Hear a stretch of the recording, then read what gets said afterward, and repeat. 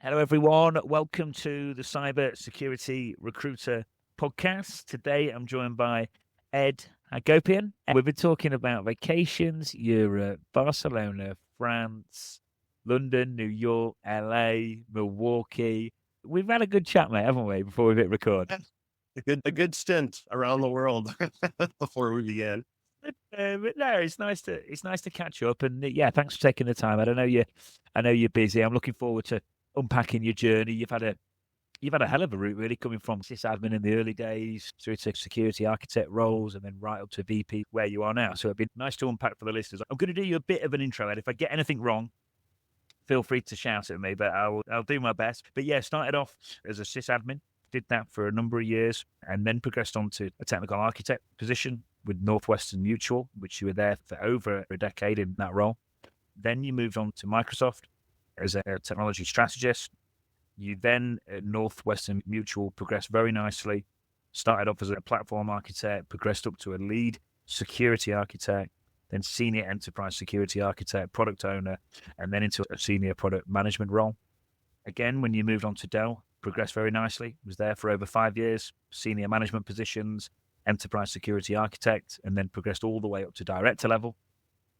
And now you are at Cream City Cyber, and you are the VP, Vice President of Product Security. Welcome to the show. Yeah, thank you. Thank you for having me. Yeah, that's pretty much it. Just a long stint as a good old fashioned geek, and just as I've gotten older, my value is transferred from more of a technologist and a technical individual contributor into really developing teams and putting teams together, especially the roles of architecture and security. So it's been a ride for somebody who almost didn't graduate high school and really didn't get their college degree until 2014. It's an amazing journey.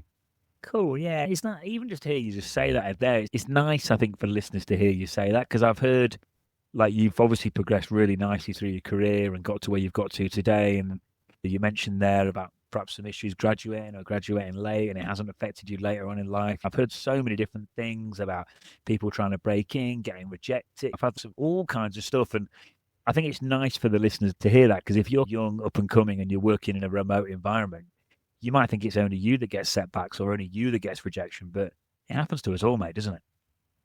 Yeah, I think I'm certainly not the typical story about the standard college experience and whatnot. I think what made it lucky for me was I've been in computers in some form, or really interested in computers since I was 4, to be perfectly honest. My dad had a friend who worked at the local university, and this was in 1980, 1981. And that person told my dad, hey, these personal computers are going to be a big deal.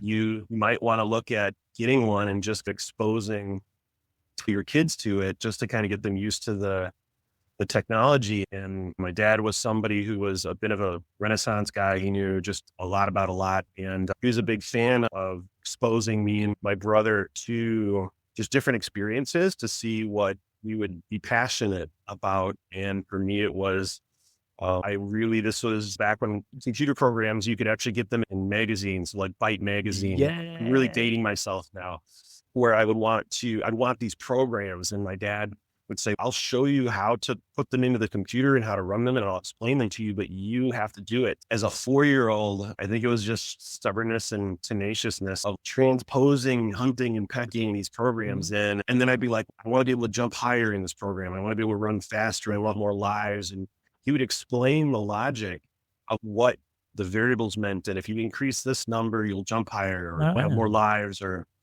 what have you.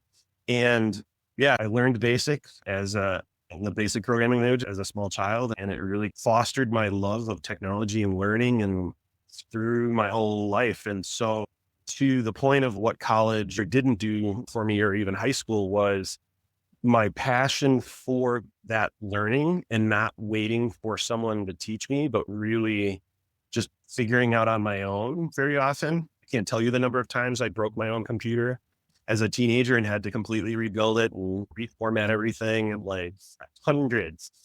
But it was my desire to know how these things work and be able to Yeah. master them that I just figured out a way to do it. And that's not necessarily a super common trait for if someone gets hung up or stuck, they might give up, they might move on to something else or whatnot. And I didn't have that gene. I would just figure out a way to make it work. And so I was computer consulting as a teenager my mom worked for the university. So I was babysitting a lot of college professors' kids, and they were having trouble with their email and their systems. And so I would just help them out with that. So that kind of was the start of my computer career and just continued to develop that. I did go to university for a couple of years. And actually what happening was I got an offer to work for a local internet provider as an engineer 2 years into school. And the starting salary was more than what I expected to come out of school with a graphic design degree. Because I didn't want to go to school just to get a degree in something that I already knew. I wanted a different experience. Both my parents are artists. So I wanted to learn more about art and graphic design. So that was the path. But I was looking to eventually start a family. And so and from a career perspective, it made sense. Left school and just then started my career. And it's really been just experience and the ability to demonstrate that skill set to employers that lent itself to my career at Northwestern Mutual, Microsoft, and Dell, and now Green City. Yeah, no, cool. It's funny to hear when you talk about the magazines. I always remember the magazines with the CDs on the front. Whenever I saw one of them, like all my pocket money for that week would go on that I just wanted it because it had the CD on. I didn't even know what was on the CD. Usually it was like a terrible shareware program of some kind that really wasn't worth it at all. But yeah, I absolutely remember those as well, or the AOL CDs, Yeah, definitely. But you know what as well, like kudos to your dad, to your father there, because that was, like you mentioned, that was are these computers going to be a big thing? I've had a previous guest, I can't remember who it was now, but like his mum used to shout over to him, no one's going to pay you to stare at that screen. Stop it. And it's obviously things have changed a little bit since those days, but obviously there was some serious vision there from South. So you, your dad, your brother, from the whole family, really, because and at that age you would have been very impressionable. Your brain would have been like absorbing the information like there was no. Yeah, I think, and I don't know if he necessarily said, computers was going to be the thing. I think for him, it was more important that he was a firm believer in people in general having the capability to do whatever it is that they wanted to do. He really firmly didn't believe that people had limitations in whatever it was that they might be interested in. He always said, though, you have to be willing to give the time and the effort to it to get through the hard parts to eventually master it. And there's going to be things that you're going to try that you're going to enjoy, but you're not going to love. And that's okay.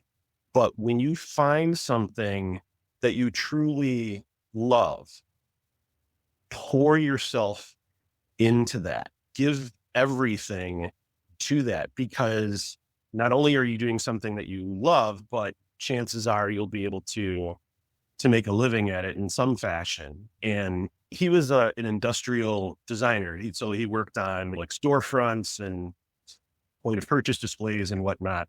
And he really loved design and drawing. And so while he didn't make millions of dollars, he was extremely satisfied and fulfilled because he was doing something that he loved. And he really just wanted us to find that. And for me, technology in general and computers, but he also, like I said, was this Renaissance guy. He was into electronics, woodworking. He would make kaleidoscopes.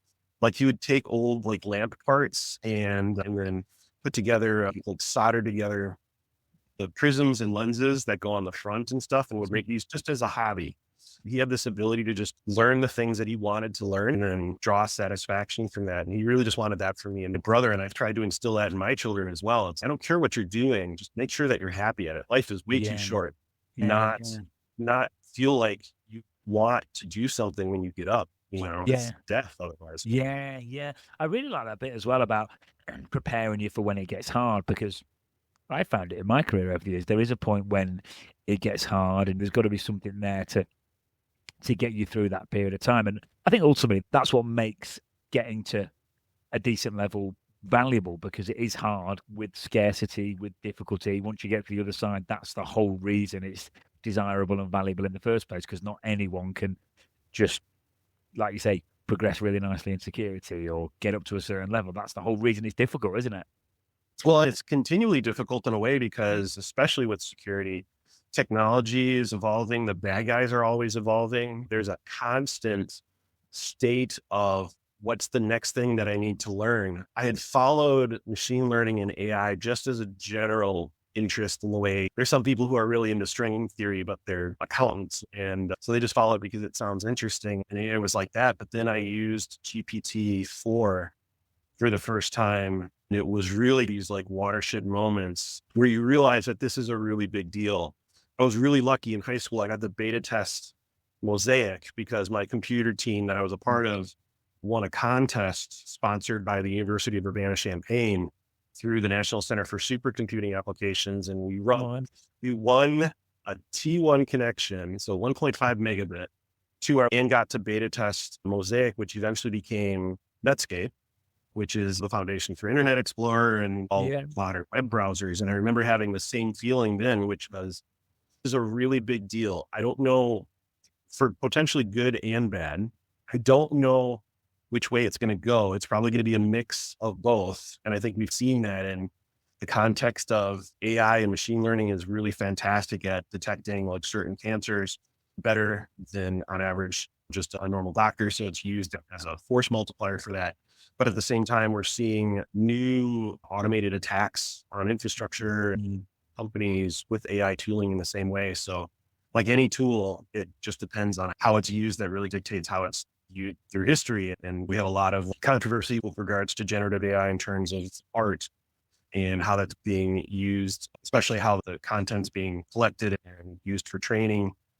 But with the good aspects of artificial intelligence as well, it's just been fascinating seeing what is really one way or the other going to be a huge change to the kind of ecosystem of technology as we know it. It's not going away. I can't remember who said it, but somebody said, remember that this is the worst that it'll ever be. We're right at the very beginning. Like if you compared what Mosaic was in 1993 compared to what a modern browser experience is now, it's hard to do a fair comparison between that. And we're right at that beginning, that 1993 beginning with regards to AI. Where is it going to be in 20 years, 30 years?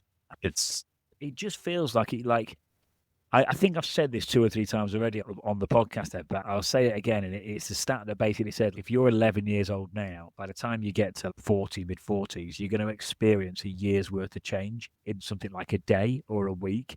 And you can already feel that's happening, can't you? I just feel like things are moving. So if I just get really busy at work and I just take my eye out off what's happening with AI and different things behind.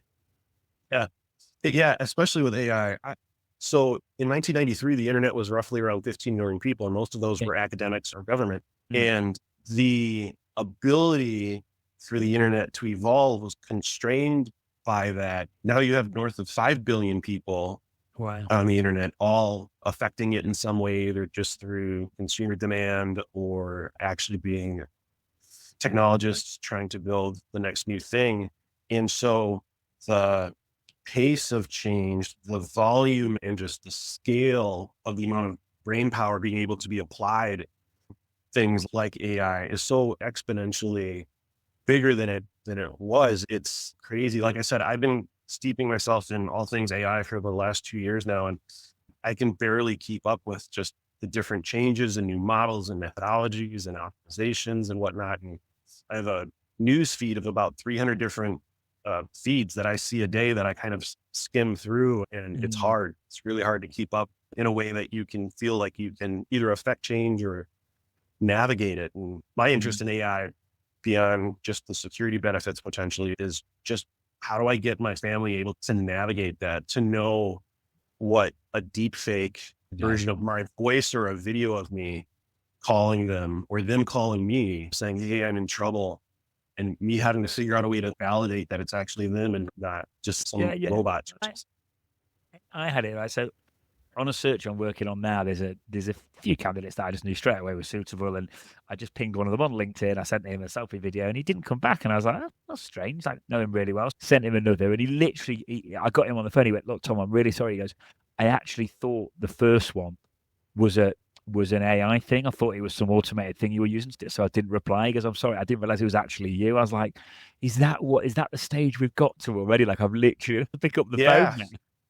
Yeah, when I was at Dell was a big proponent of concepts of zero trust, right? And for the infrastructure and making sure that once you're in the system, that you're continually validated as you go through the network and go through systems and go through software against kind of this broad policy decision engine. And I've been trying to formulate a concept that's even before zero trust as a concept for technology. And I'm calling it sub-zero trust because it's really identity proofing. And like, I can't remember the statistic for how many bots were on like Twitter or X, and just how insanely huge that amount was. Just assume now that you're just engaging with a bot if you're on any social media platform or Reddit or Facebook or whatever. And I think the concept of being able to prove that, one, you're a real life human being, so that it's actually you, is going to be incredibly important. And we have methods for identity proofing today for like employers. LinkedIn actually offers, I think through Clear, you upload a temporary photo of your driver's license that is used as a methodology to actually prove you are who you say you are. Twitter is a validation before it became something just for, but being able to both prove your digital identity is really linked to you, and then using that for other people to engage with and feel like you're still talking to a real human, I think is going to be a big part of the future. Because like there's already been documented cases of video deepfakes of companies losing millions of dollars because somebody thought they were talking to the CFO of a company, and the CFO said, hey, I need you to transfer this millions of dollars to this account number. And the person's like, okay. And it sounded like them and it looked like them, but it wasn't them. How do you prove who you are now? Yeah. There's going to have to be something where something's on the screen, or there's some sort of badge on the screen that only you can get on. I think there is. I don't know if you've seen it. I'm sure I heard someone say there is something that's in early stages, but I would expect there to be, because, like I say, how are we going to tell? Is this really you? Is this really me? No. And it'll take a form of leveraging things like I said, identity proofing companies that are trustworthy, and basically getting a cryptographic signature in the same way that secure website. So your bank has a certificate that says we really are this financial institution, and they're using this certificate authority that everybody trusts to sign their certificates. We've seen, and that can go south occasionally. You've had a couple of certificate authorities now get the kiss of death from Chrome and other browsers because they weren't up to snuff with regards to their security. They weren't resolved. And so the possibility of those certificates actually being able to be faked increased to the point where you couldn't trust the central authority anymore. And so they're like, yep, we're just simply not going to trust any certificate that is coming from them going forward. This idea of trust and having not just, but cryptographically strong proofs of your identity and who you're interacting with, what you're interacting with. I think I'm anticipating companies needing to do the news outlets being able to say, digitally sign their news articles or their posts in a way that says, oh, this actually did come from us. It wasn't spoofed in some way. So that's probably going to be the next 5-10 years of evolution. It's just proofs of identity. It's like giving everything to everyone, because it's like you mentioned news there. It's like years ago, the only people that could be news broadcasters were the main broadcasters on TV. Now, essentially, anyone with a smartphone, especially if they've got a bit of a following on YouTube or X or Twitter, or whatever people call it these days, they can essentially be a news broadcaster. And it's the same with AI. Like, I think you'll know better than me, buddy, but I think a lot of this tech's been there for a while, hasn't it? But now it's become so readily available for everyone. AI's been democratized in a way. Yeah. You look at what's coming out of Google's these days in terms of, and right now it's this very meme, jokey type of newscastings. But if, to somebody like my mom, who's 82, and more elderly people, you can't tell that Yeah. unless you know exactly what you're looking for. And AI definitely right now has a particular style that's able to pick up. If you see anything that at the bottom it says, and in conclusion, you're like, oh, that sure seems like GPT would put together. It's going to be increasingly hard to know, is this real or not? And I think it's going to cause a lot of problems in terms of not just being able to trust what you're seeing, but when it's really important that it is considered factual and able to be used as a reference point scientifically, politically, that erosion of trust is going to allow for manipulation of the citizenry of the world, not just necessarily one particular country, but it's going to be a lot easier to convince people of whatever it is that you want to convince them of, regardless of that. It is, yeah. Because you're right. Because the thing is, like, in the security space, like, we're talking about it all day. It's really front of mind. Like I say, you're reading about, and I saw a post on your LinkedIn feed just before we came on about jailbreaking LLMs. Everyone's talking about it. And even then, it's hard to tell. So if you're, I don't know, if you work in marketing and you're probably not even thinking about it, like, it's going to be, even for someone who's maybe now, even for a young person, is probably easily going to catch them out. I can imagine it being chaos. Yeah, it's going to be interesting to see how this technology evolves, both, like I said, for good and bad. So there's a couple of musicians that I follow and of varying opinions around AI music, but his name is Ben Jordan. He's a process or a system now for actually like looking at different bands that are being promoted on Spotify, running their music through these detection algorithms to say, what's the confidence level that it was actually, the band doesn't exist. It's just AI, because AI generated music is pretty convincing now in terms of it being, it used to be like really terrible. You could automate drum loops and whatnot, but yeah, these days you have full blown songs, full blown lyrics, singers, all being AI generated. How do you detect that in the same way that we're looking at how do you use AI for better detection, attacks or breach within a company? What are the heuristics of all your data streams that really say, based on this and this, and just this sheer volume of data, oh, you have somebody who's not supposed to be in the network on the network right now, used for good, but at the same time, having to use that to counteract the use of AI for bad. Yeah. I've heard that. I've heard that AI music's getting like to the point you just can't tell. It's just getting so good. But yeah, that'd be crazy. Falling in love with a band that doesn't exist. That would be strange. Yeah, but cool.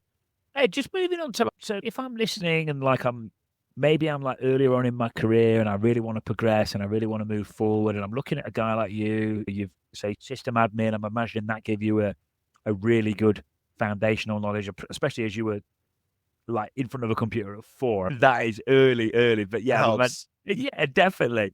But I'm imagining that sys admin background helped, and you use words like desire to know. So essentially having that curiosity, which I've heard again and again from successful people in our space. But if I'm listening and it's like, I want to progress, I want to move forward, is there anything that you know now that you wish you knew back then? Because you've been at multiple places and got promoted multiple times as well. So there must be something that you're doing differently. I think, I don't know. So I'll say not waiting for someone to explain something that I'm interested in is really taking the initiative to learn it myself. I'm a big fan and participant in kind of the maker movement. And it's this idea of these different places that are co-ops of people that have different interests and skill sets, welders, fabricators, artists, machinists, people who understand laser cutting and C and whatnot, bringing them together. And so not necessarily having to take a class at a college to learn something, but really that hands-on approach. I think to the extent that it's helped me in my development as a people leader, as I've evolved from an individual contributor role, it's my grandfather was a master boiler, a welder specializing in boiler and pressure vessel systems. And that's a big deal because you're talking about things that are effectively bombs when under pressure. They're extremely dangerous. And so the precision of your welds, the faith that you have to put in those is extremely critical.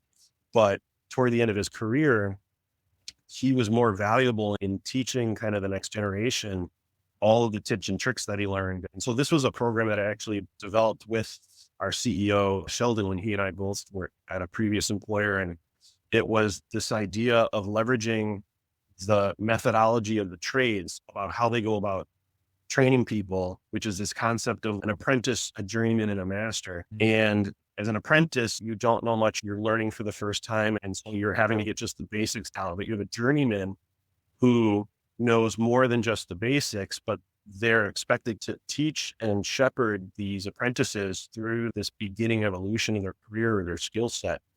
And it's a function of their role. It's really part of their job is to then train the next generation of tradesmen, whether it be welding or plumbing or what have you. And at the same time, the journeymen are learning from the masters, the guys who have been around forever and know all the tips and tricks. Maybe when you're starting out, there's a very particular process to go about doing electrical work, and you have to follow that process. But a master knows, here's a better way to do it.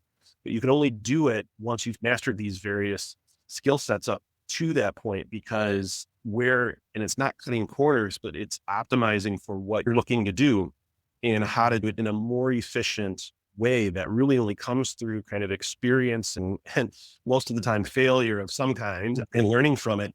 So we developed a model where we taught how to do risk assessments, evaluating your program and technology or systems for what may be risky in them. Do you have a proper authentication controls? Are you encrypting your data at rest? Is your network transport encrypted as well?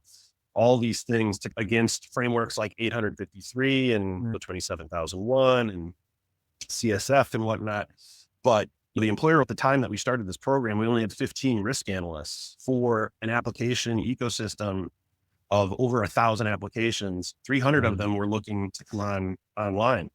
And it would have been impossible to do it just with those 15. And we developed a program where we actually instituted this trade style training program for individuals who are interested in taking on security risk analyst roles within their job function of being on the team for the application that they were looking to get to production.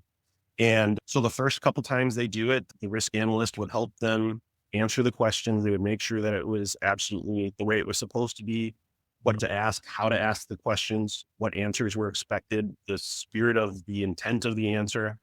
And so they would do that for a number of different applications, these new individuals. Once they got to a certain level, they would be able to then do these on their own because they demonstrated the skill set. So the term I used was demonstrable proficiency. It's one thing to watch a bunch of YouTube videos and be like, oh, I know string theory now. Another thing to be able to actually have somebody ask you, how would you go about do that? Show me how you will do that.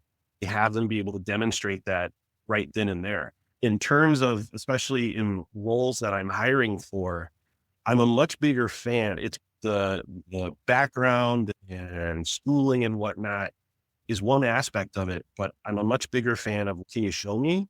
Because even stylistically, somebody may have a way of doing something that I've never seen before that still gets the job done, but maybe it's more efficient. Maybe it's more creative. You asked me like, what are some of the aspects that have themselves to my success? I think part of it is understanding that technology is always changing, especially security. I'm almost more interested in somebody who is really good at creative problem solving and being able to hunt down answers than necessarily just having this high level inherent knowledge of different security systems. Some of the best interns and people I've had are people who I hired with what would be considered more basic knowledge around the technologies that we were looking for, but they had this tenaciousness, this super hardcore desire to learn. They would tell me about stuff that they would just do on the weekend because they were just interested in. There was like, oh, I had this thing in my head and I wanted to know. And instead of watching TV or doing whatever on the weekend, I was fiddling around with this technology or the software or whatever because I needed to know. And it doesn't even matter what the software was. It was when they latch on to something, they have this tenaciousness to want to and to spend the time and the effort to do. You can take somebody with that and you can teach them the technology. Like that part's actually the easy part. The hard part, like what happens when that technology changes 4 times in 4 years? Can you evolve every time that happens and still find the joy in it and not feel like you're just in a treadmill or listening? Yeah, thanks, Ed. It's true. Because tech moves so fast that it's certainly not going to move slower. If anything, it's going to move faster. So I think staying moldable, adaptable, hungry. I've had that on client briefing calls before where people want someone senior, and I've literally had them go, not too senior though. And I know what they mean by that. If someone has got too comfortable, they're not used to they're not hungry anymore. They're not picking new stuff up. And yeah, it's like what you just said. You want someone that can still switch things up and learn new things if they have to, because I'm very lucky that my personality is such as I'm still learning technologies. Like I said, AI, we're a startup. We don't have a huge IT support contingent. I could probably get the Palo Alto firewall certification myself and just having to go in and learn how Palo Alto does their particular methodology of managing your firewalls versus any other firewall, Cisco or Fortinet or what have you. And yeah, so it's that willingness and openness to new things, new technologies as just things change and being genuinely curious about it. And for myself, it's really then looking for ways to instill that skill set, that desire, recognizing it, hiring for it. Whoever is working for me, whoever I'm looking to hire, can they adapt quickly? Are they open to adapting? If the technology changes tomorrow, if the situation changes tomorrow, are they going to be like, oh no? Or are they going to be like, all right, let's figure this out? True. And yeah, in a startup, you need to be like that. I think you need to be organized. You need good project management skills. You need to be adaptable. Like you say, 1 minute you're playing around with firewalls. The next thing you might be, I don't know, you might be doing so. You don't want someone who's going to turn around and go, that wasn't in the job description. That's just not going to work in a startup. Exactly. Yeah, especially within a startup. But I think it's applicable to a Fortune 30 company like Dell or a Fortune 100 company like NM. I think those are applicable skills anywhere. It's just especially applicable in a fast-moving startup such as ours. Yeah, definitely. I think as well, if some people are working on site, some people are hybrid, some people are remote. I think especially for the remote guys and girls as well, like that initiative piece is a big thing. I know from having a team myself, Ed, if someone can't think on their feet, like it on a regular basis, like it can start to wear you down a bit, can't it? Like people need to be able to, that initiative is, I think it was a word that you used about 5-10 minutes ago. And I think that's key. Yeah, there's this guy named Jocko who's a former special operator, Navy SEAL, has this concept of when you're faced with adversity or something goes south. He has this story about a guy coming to him and something's gone wrong, and Jocko says, "Good."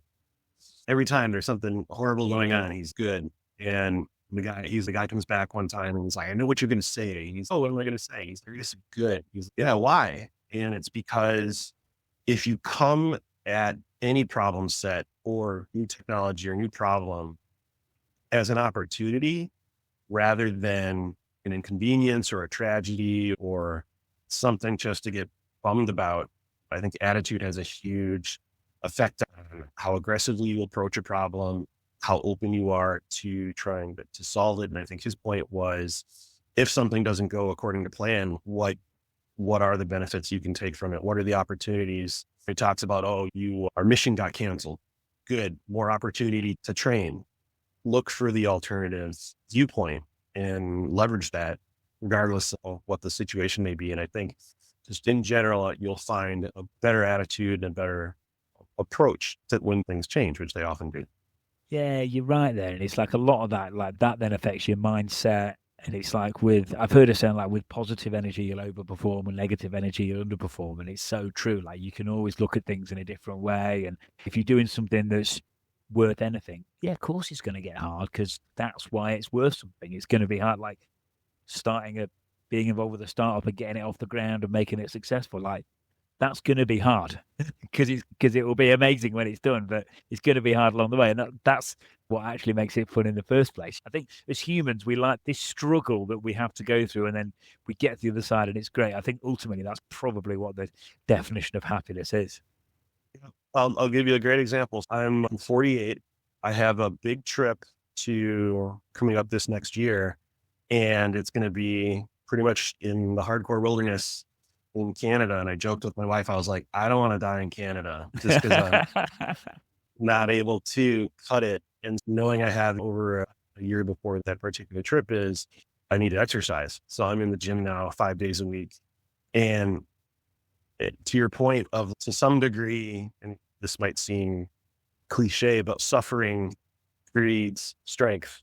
Yeah. So I think the attitude that I go into having to get up super early, go in, to the gym before I even start my day is this journey is going to lead itself to something, and really coming at it with the approach of this is just what needs to happen. This is what you have to do.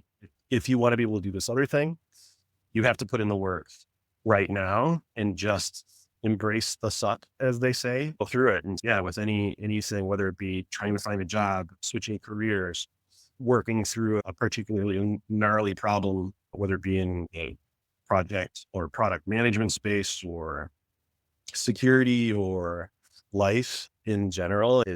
I'm the type of person who gains energy from people who bring energy. I like that feedback loop. Being a musician and performing, I enjoy playing, but there's just a certain vibe that you get from if you're playing something and the audience loves it and they're into it, you're more into it just by virtue of them being more into it. And then so you're playing better, you're more enthusiastic about it.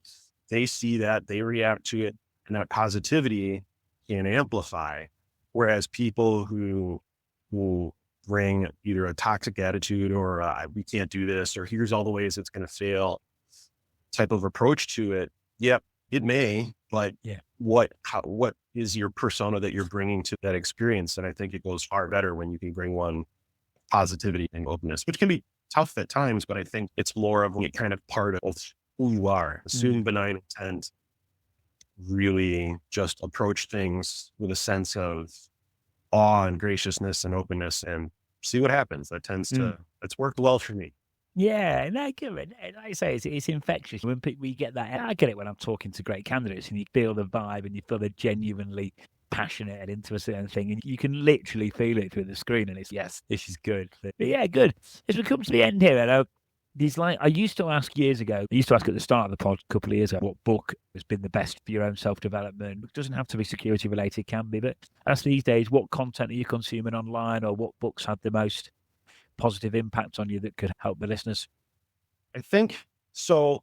It's an older book, but it was recommended to me a few times and I hadn't read it. And of course that I think people are like, how do you get so much done with the time, like in a given day? Cause I'm beyond this job, I'm a hobbyist. I'm into 3D printing, electronics, home automation, things of that nature. It's my father again, like woodworking, metalworking, and they're like, and 4 kids.